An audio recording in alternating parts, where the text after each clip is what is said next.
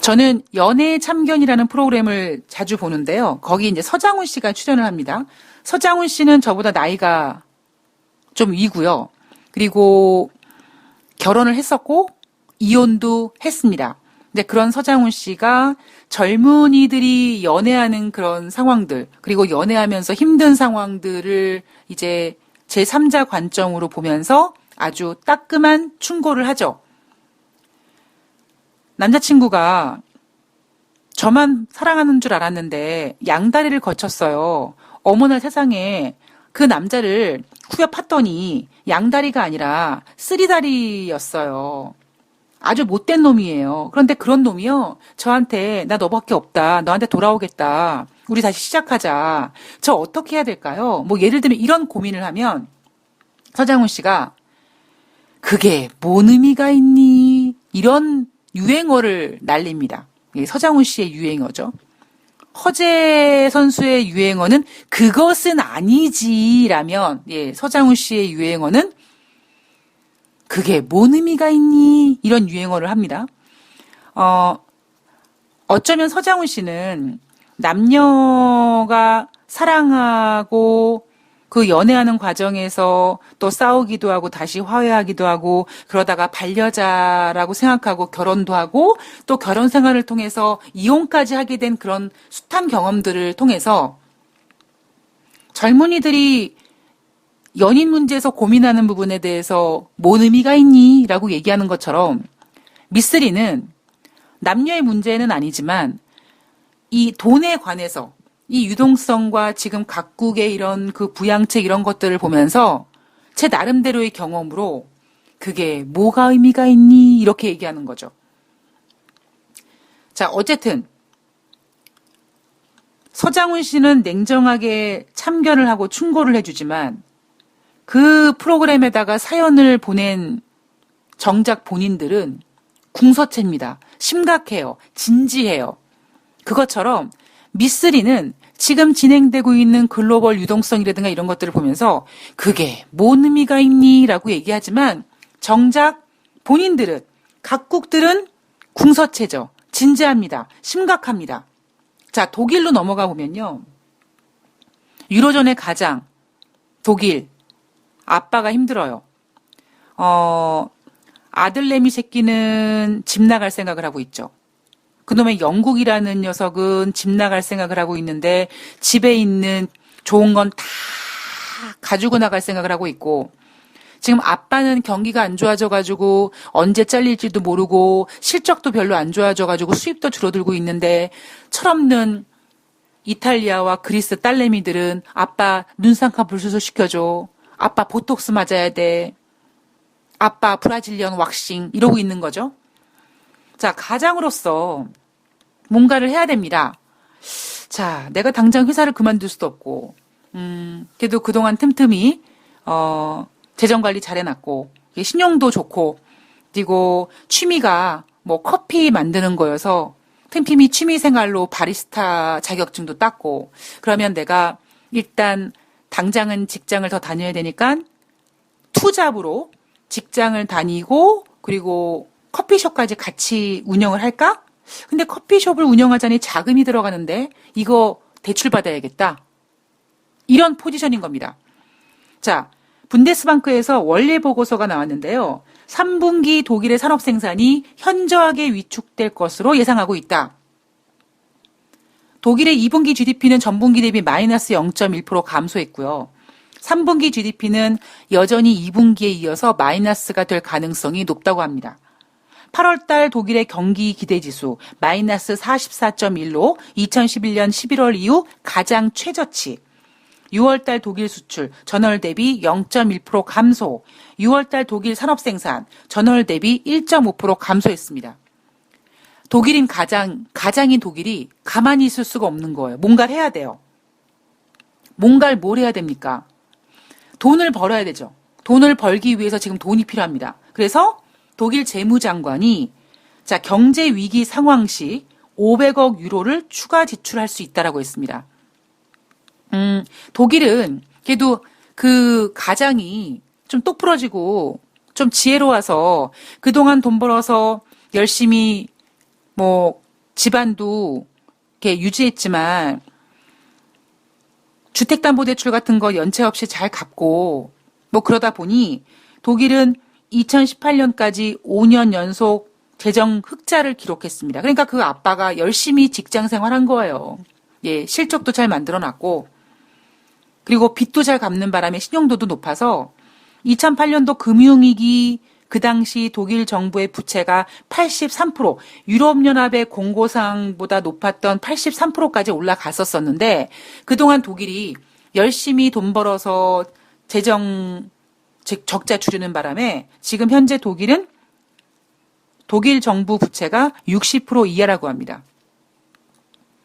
자, 독일은 지금 돈을 더 풀 생각을 하는 거죠. 자, 블룸버그에서 독일 정부가 경기 부양을 위해 재정적 수단을 좀 준비하고 있다. 자, 소비 진작을 위해서 단기 고용을 확대한다든가 사회복지를 확대할 가능성이 높다라고 했습니다.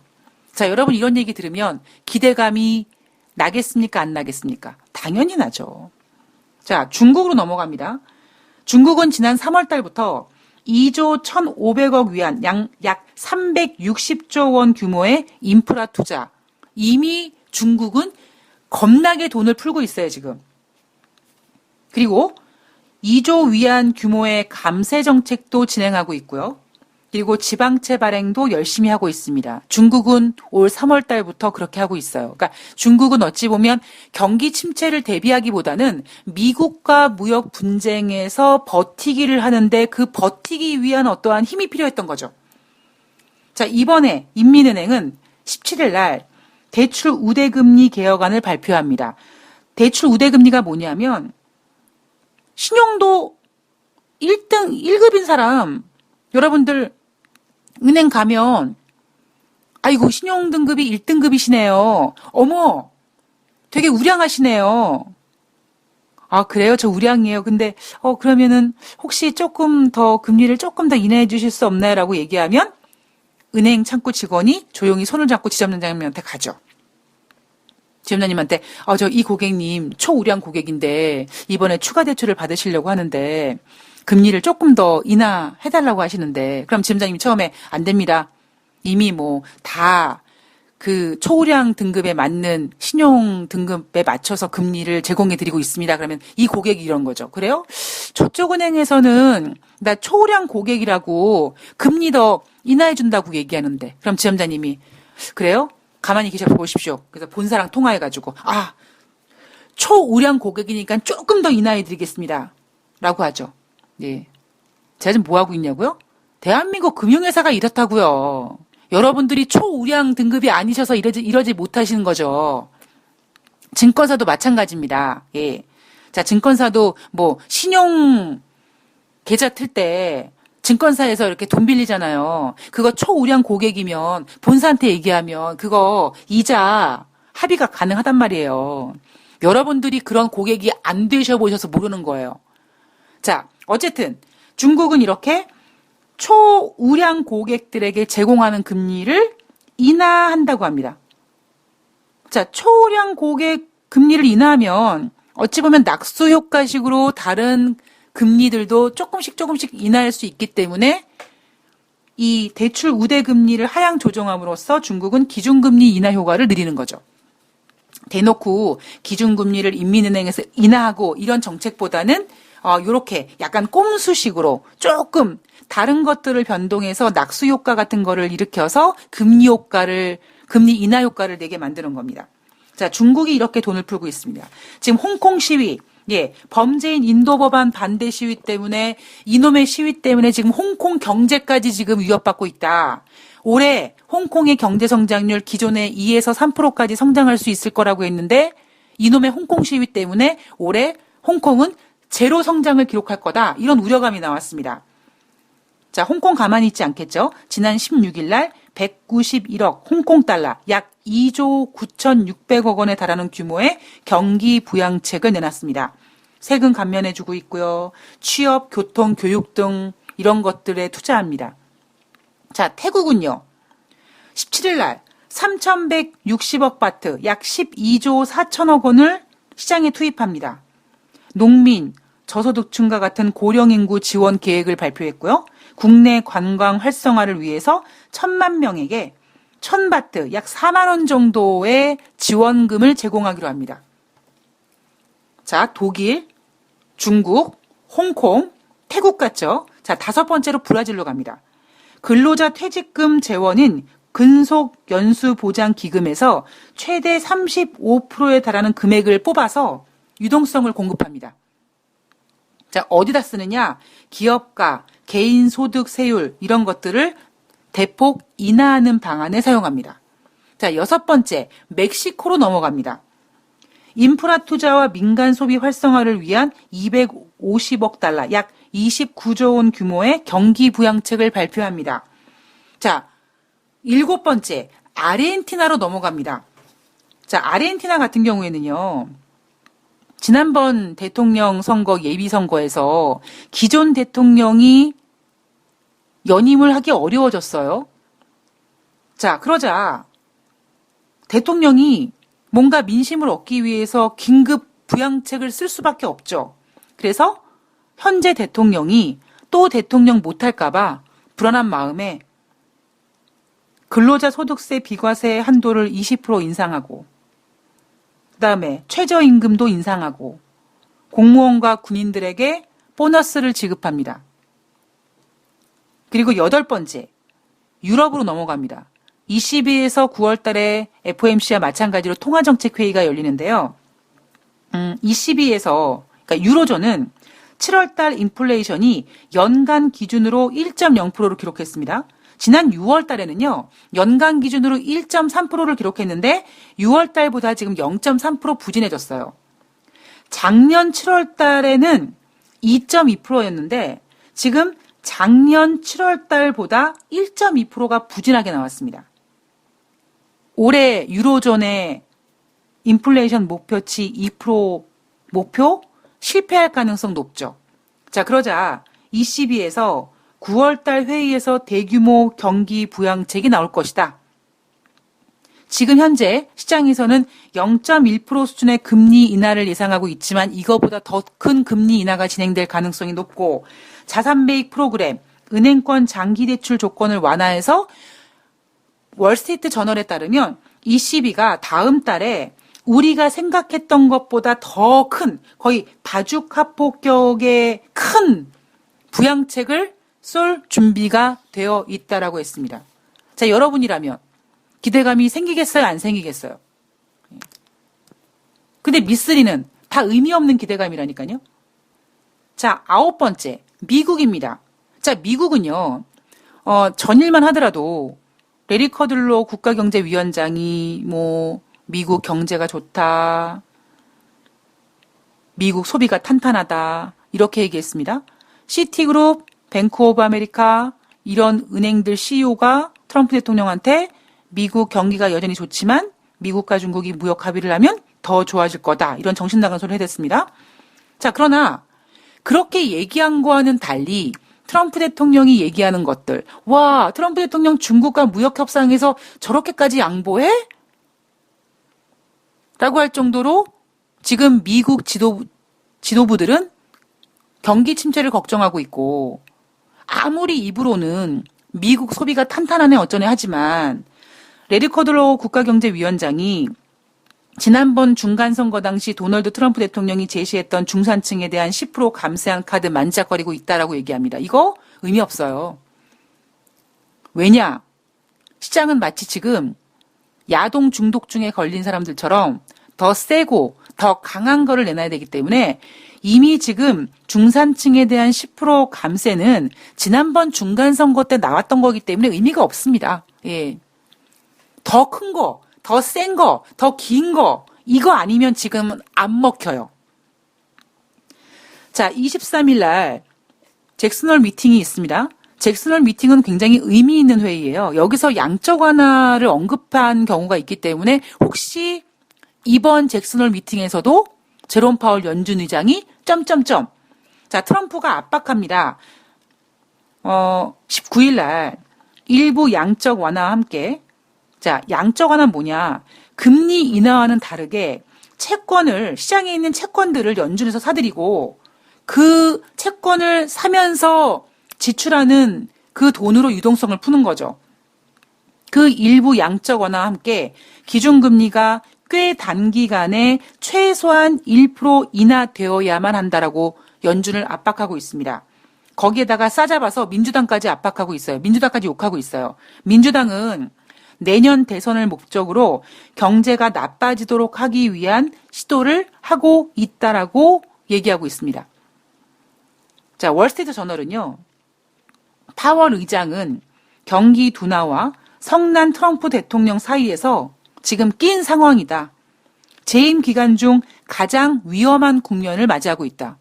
미쓰리가 그러잖아요. 제롬 파월 연준 의장 명줄이 줄어들고 있다고요.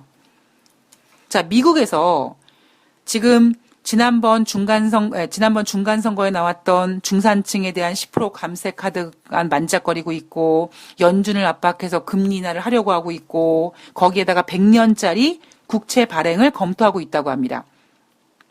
현재 지금 각국에서 가장 긴 국채는 30년짜리가 존재하는데 대부분 100년짜리 국채 금리가 있기는 하다고 합니다. 오스트리아, 멕시코, 아르헨티나는 100년짜리 국채가 존재한대요. 아니 아무리 우리가 100세 시대라고 하는데 아니 50년 뒤에 100년 뒤에 뭔 짓이 일어날 줄 알고 그렇게 긴 국채를 발행하는지 뭐 여하튼 자, 지금 미국이요. 현재 최장기물 30년짜리만 존재하고 있는 이 국채를 50년 혹은 100년짜리를 좀 만들어 보자라고 타진하고 있다고 합니다.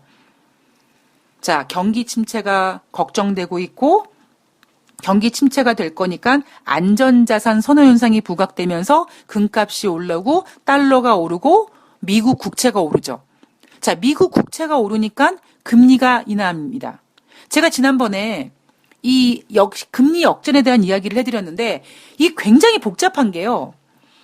제가 그때 그 금리 인하 기준으로 얘기한 거를 잘못 들으시면, 뭔 또라이 같은 소리 하라고 하실 수 있어요. 그러니까 이게 그만큼 채권 가격과 금리가 반대로 움직이는데, 이게 발행하는 사람 입장과 또 채무자 되는 입장, 그리고 금리 기준의 입장과 채권 가격의 입장, 각 상황에서 봤을 때는 굉장히 복잡한 이야기들이 많거든요.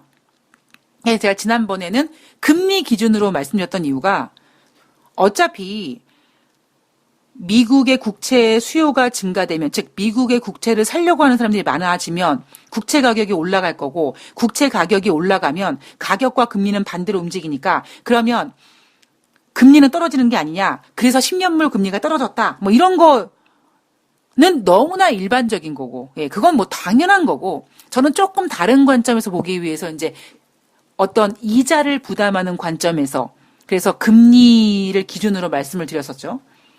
자, 아주 기준된 생각으로 말씀드리면 경기 침체가 지금 걱정되고 있고, 그러자 달러와 금과 또 하나의 안전자산인 미국의 국채로 수요가 몰리고, 국채 가격이, 채권 가격이 높아지니까 금리가 인하되죠. 자, 그러면 미국 입장에서는 지금 30년짜리밖에 없으니까 그러면 한번 이번 기회에 더 길게 한번 만들어봐? 그러면 더 싼 가격으로 돈을 땡길 수 있겠는데? 라고 할 수 있는 거죠. 또 하나, 그렇게 50년물, 100년물 국채금리를 만들어서 현금을 확보하게 되면 미국 정부는 지금 재정적자에 허덕이고 있는데 미 정부의 빚을 일단 해결할 수 있는 방법이기도 합니다. 자, 문제는 뭐냐면 이게 50년 뒤고 100년 뒤니까 그걸 누가 사? 100년 뒤에 내가 100년 뒤에 내가 살아있을지 없을지도 모르는데 어떻게 내가 그거를 사? 그래서 50년짜리 국채와 10년짜리 국채의 단점이 뭐냐면 그만큼 수요가 적다라는 거죠. 이게 또 수요가 적으면 또 묘하게 또, 금리가 또 인상될 수 있는 그런 상도 벌어지는 겁니다. 그리고 지금 미국이 50년물 채권을 발행하고 100년물 채권을 발행해서 지금 미국의 재정 적자를 막아볼 생각을 하고 있죠. 제가 아까 일부에서 제 후배 얘기해 드렸죠. 돈을 벌어서 재정 적자를 축소하는 게 아니라 빚을 더 얻어서 재정 적자를 축소합니다. 일단은 뭔가 위기를 넘길 것 같고 뭔가 돈이 주머니에 생긴 것 같아서 굉장히 안정적이죠. 또 하나 어떤 일이 벌어지냐면 그렇게 돈을 손에 쥐게 되면 뭔가 해보고 싶고 할 수 있고 잘 될 것 같은 기대감이 있습니다. 그러니까 그 후배 녀석 같은 경우에는 증권 전문가인데 그렇게 대출을 받아가지고요. 누나 나 대출 이거 받았는데 그 중에 내가 몇십만 원만 용돈으로 쓸게. 그리고 나머지는 이제 빚 갚는다고 씁니다. 근데 무슨 생각하는 줄 아십니까? 아, 나 이 돈으로 총알 만들었으니까 주식해서 돈 벌어야 돼. 이 돈으로, 이 대출 받은 돈으로 주식해서 수익 내서 돈 벌어서 이 빚을 다 갚아야지. 그런 야무진 꿈을 꿨습니다. 결과는요? 당연히 실패하죠. 자, 미국은 이렇게 50년짜리, 100년짜리 채권을 발행하면서 돈을 좀 땡길 생각을 하고 있습니다. 자, 지금 총 미국까지 9군데가 이렇게까지 눈물겨운 부양 의지를 보이고 있습니다. 증시가 올라갈래야 올라갈 수밖에 없겠죠. 문제는 뭐예요? 제일 위에 뭐가 있어요? 매물대가 대기하고 있어요. 올라갈 때마다 매물대가 쏟아져 나올 겁니다. 자, 미중 무역 협상으로 이야기가 넘어가면은요. 19일 날 화웨이 연장 누구든지 트럼프가 해줄 거라고 믿었죠? 왜 그랬을까요? 아니, 얼마 전만 해도 트럼프 대통령이 나 중국이랑 무역 협상 안 해도 돼. 어차피 중국에서 계속 관세 받기 때문에 우리 미국 배불러. 괜찮아. 이랬던 트럼프입니다. 9월 달 협상? 아예 안 할 수도 있어. 라고 위협했던 트럼프가 지난주 수요일 날 미국 주식 시장이 3% 이상 하락하는 걸 보면서 완전히 쫄았어요. 그래서 시진핑과 통화한다. 무역 분쟁이 길게 가지 않을 수 있다. 9월 달 협상이 아직까지 남아있다. 그리고 시장에선 뭘 예상합니까? 아이고, 트럼프 저거 이제 종이호랑이 됐구나. 화웨이 연기해 주겠네. 그죠? 트럼프가 이제 뭐 합니까? 시장의 예상대로 연기를 해줘요. 트럼프 대통령이 그동안 즐겼던 게 뭐냐면 시장이 예상했던 거와 전혀 다른 액션들을 취하면서 시장을 깜짝깜짝 놀랐습니다.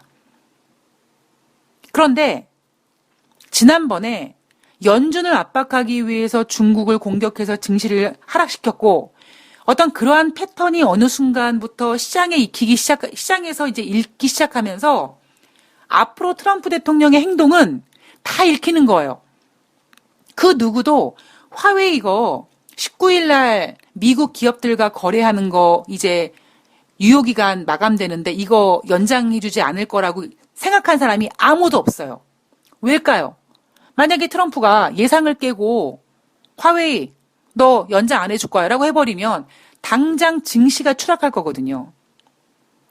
증시 하락이 이젠 더 이상 트럼프 대통령을 자유롭게 하지 못하게 하고 있습니다. 그래서 이제 트럼프 대통령이 하는 모든 행동들이 이제 폐가 익히는 거예요. 제가 어제 그랬잖아요. 트럼프 대통령이 화웨이 이거 연장해 줄 거라고요. 연장 안 해주면 어쩔 건데 제가 지금. 연장 안 해줘서 증시가 하락하면 이제부터는 증시가 하락하는 건 다 누구 때문이다? 트럼프 때문입니다.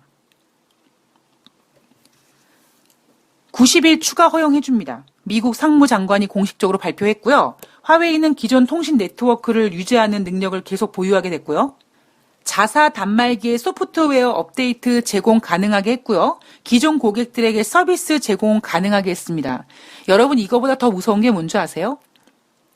중국의 어떤 장기, 시간을 벌면서 그 시간 동안에, 그 벌어놓은 시간 동안에 엄청난 인력과 엄청난 자급을 투입해서 기술력을 극대화시켜버립니다.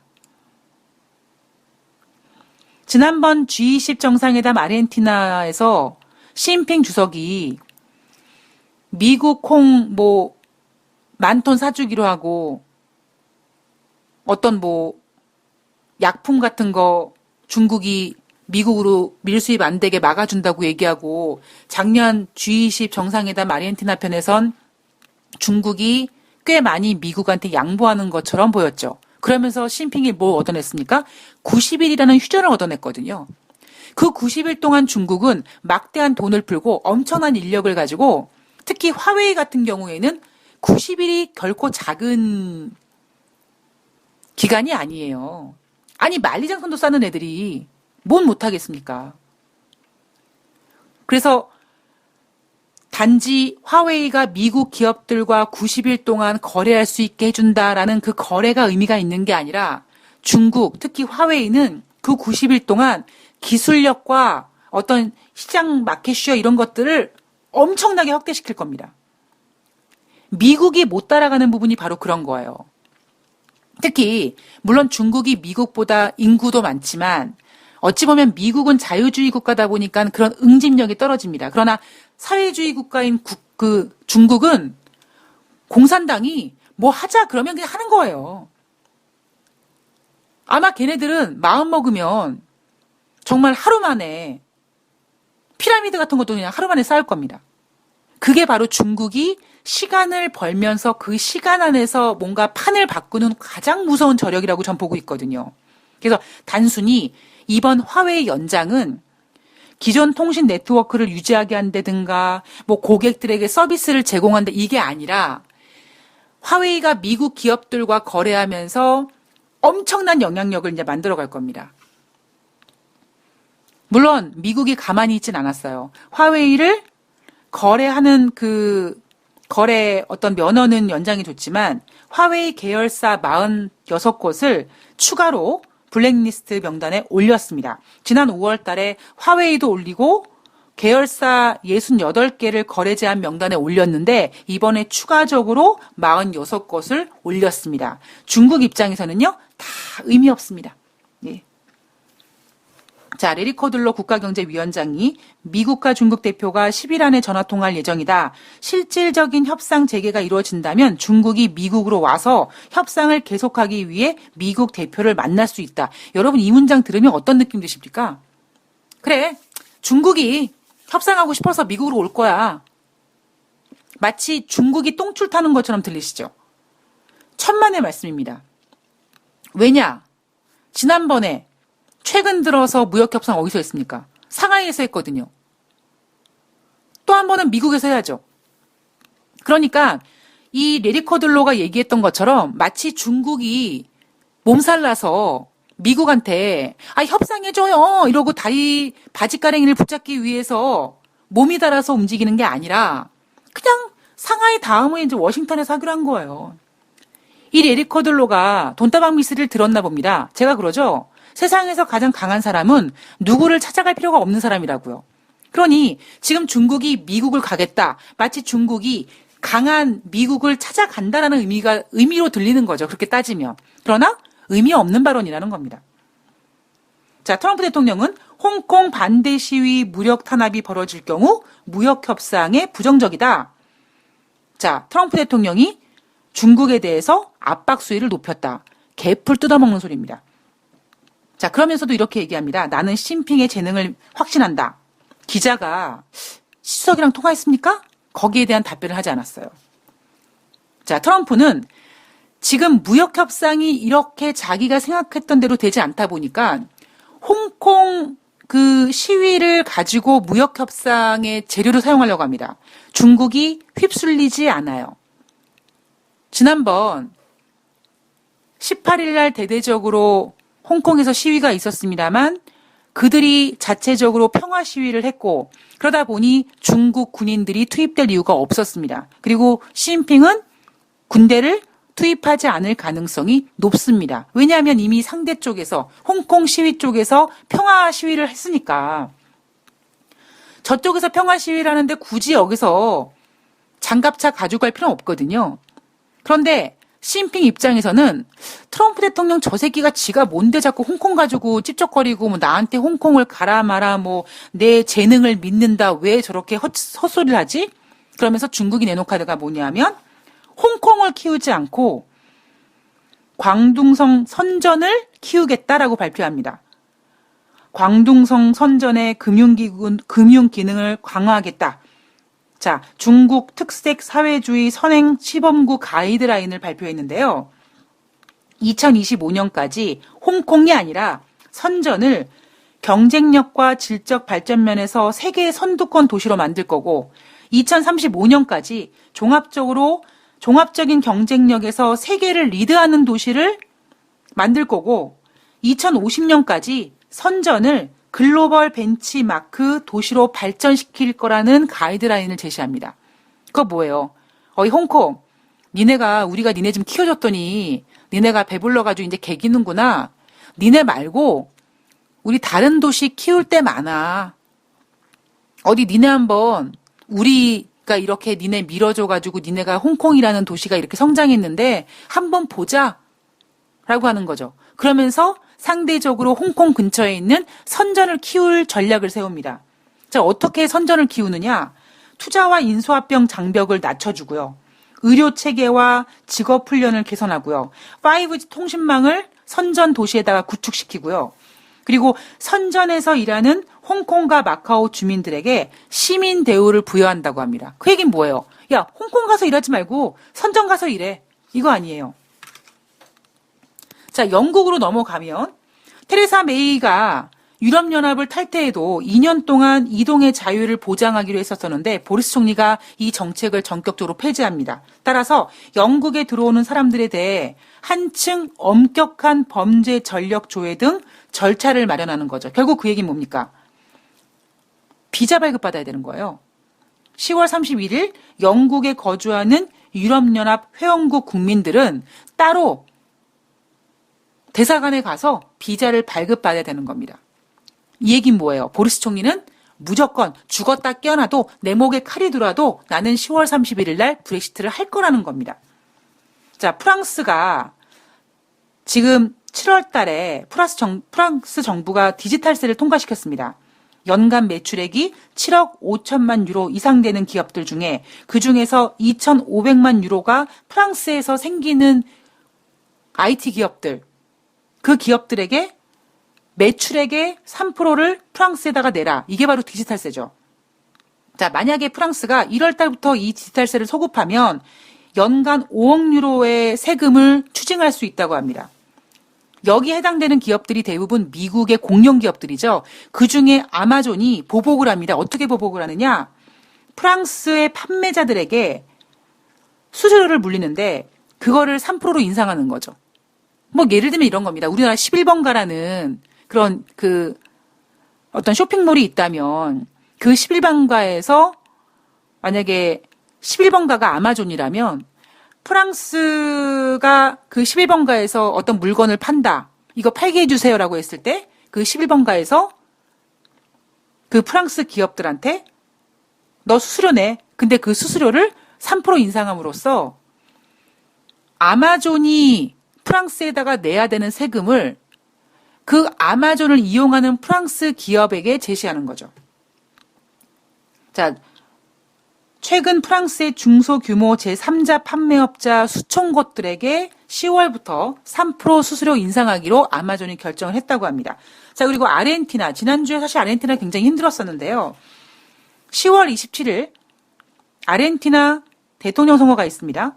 지난번 예비선거에서 보수 성향의 마크리 대통령이 32.1%, 중도좌파 연합 페르난데스가 47.7%로 기존의 대통령이 연임이 좀 불가할 것 같고요. 두 후보의 격차가 15% 이상 나기 때문에 10월 27일 날 아르헨티나 대통령 선거에서 중도좌파 연합 페르난데스가 대통령이 될 가능성이 높죠. 이 페르난데스가 대통령이 되면 아르헨티나 모든 정책이 뒤바뀌고 이래서 아르헨티나 페소화 이런 것들이 엉망진창이 됐었습니다. 자, 페르난데스는 IMF와 부채 상환 조건 재협상 하겠다고 합니다. 2001년도에 아르헨티나가 디폴트 됐을 때 채권자와 1대1 협상을 했다. 자, 이번에도 그래야 된다. 그때 2001년도에 아르헨티나가 IMF와 1대1 재협상을 해서 무려 75%의 부채를 감축하자고 요구했었다. 그리고 부채 상환도 연기해야 된다라고 합니다. 이거 지금 왜 이런 얘기가 나오냐면 아르헨티나가 지금 IMF에서 빌린 그 돈을 갚을 수가 없는 상황이 된 거예요. 그러니까 배째라는 거죠. 탕감해줘. 탕감해주면 내가 갚을도록 노력할게. 아니면 우리 디폴트 할 거야. 아니면 연기해줘. 이러고 있는 겁니다. 자, 제가 오늘 방송 초반에는 글로벌 9개 곳에서 눈물 어린 부양 의지, 그리고 뒷부분에서는 여전히 진행되고 있는 어떤 유동성의 리스크, 그다음에 무역 분쟁, 중국과 미국의 갈등, 이란과 뭐 이런 갈등들을 얘기해 드렸습니다. 각국의 눈물겨운 부양 의지. 투자자들은 기대합니다. 야, 다시는 배고파지지 않을 거야.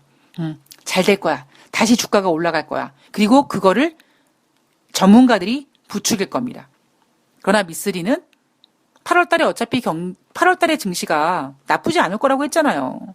그리고 제가 지난 18일 방송에서 종목 들고 힘들어 하시는 분들 어떻게 하라고 했습니까?